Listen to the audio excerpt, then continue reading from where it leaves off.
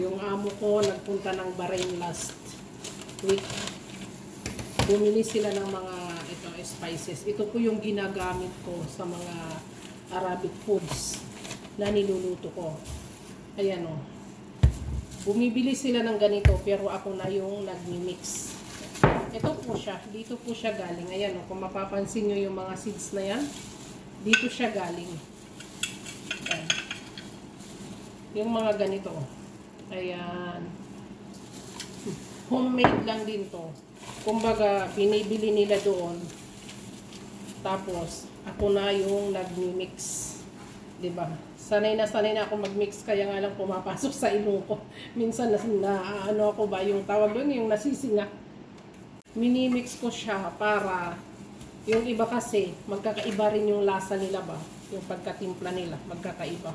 Kaya ang ginagawa ko, minimix ko siya ng ganito. Tapos, ibabalik ko siya sa garapon para mapanatili ko yung freshness niya. Nilalagay ko siya sa freezer.